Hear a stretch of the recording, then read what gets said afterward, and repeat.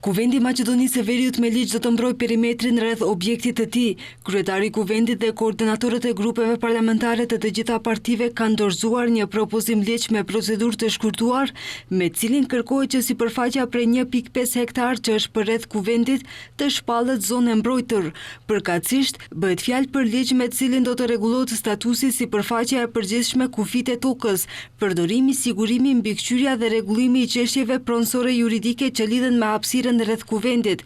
Kjo nënkupton se në të ardhmen, në tokën pranë kuvendit në drejtim të shtëpisë së ARM-s do të ndalohen aktivitete ndërtimore, mbajtja e tubimeve publike, protestave ose manifestimeve, fluturimi i dronëve dhe llojeve të tjera të mjeteve ajrore pa pilot në hapësirën ajrore mbi kuvendin dhe zonën e mbrojtur. Zona e mbrojtur është sipërfaqja e hapësirës përreth objektit të kuvendit me kufi të definuar, i cili përfshin tokën dhe hapësirën ajrore, në të cilën hyrja dhe përdorimi janë të kufizuara me ligj, për arsye sigurie dhe për shkak të interesave të sigurisë së shtetit. Lartësia e zonës së mbrojtur në vertikalin e kufirit territorial të përcaktuar nga paragrafët 1, 2 dhe 3 të këtij neni është 100 metra. Për çdo parcel kadastrale duhet të vendoset një shënim që ajo është pjesë integrale e kufirit të zonës së mbrojtur. 3. Kufiri i zonës së sigurisë i përmendur në paragrafin 1 të këtij neni nuk mund të ndryshohet gjatë miratimit të një plani të ri urbanistik dhe duhet të përbëjë një pjesë integrale të çdo plani të ri urbanistik ose dokumentacioni planifikimit urbanistik.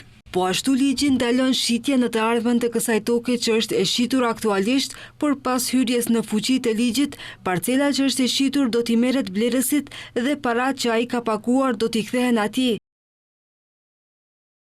Në ditën e hyrjes në fuqi të këtij ligji, i lehet për ndërtimin e ndërtesave në zonën e mbrojtur të lëshuara deri në ditën e hyrjes në fuqi të këtij ligji, do të revokohen në bazë të këtij ligji. Në ditën e hyrjes në fuqi të këtij ligji, aktet juridike që lidhen me tokën e përfshirë në zonën e shpallur si zonë të mbrojtur, të lidhura deri në ditën e hyrjes në fuqi të këtij ligji, do të ndërpriten në bazë të këtij ligji dhe Agjencia e Kadastrës së Pasurive të Paluajtshme do të fshijë shënimet mbi aktet juridike nga libri publik për regjistrimin e të drejtave të pasurive të paluajtshme, sipas detyrës së zyrtare. Toka shtetërore te kuvendi ishte shitur në ankant publik në vitin 2013 gjatë kohës së kryeministrit Nikola Gruevski.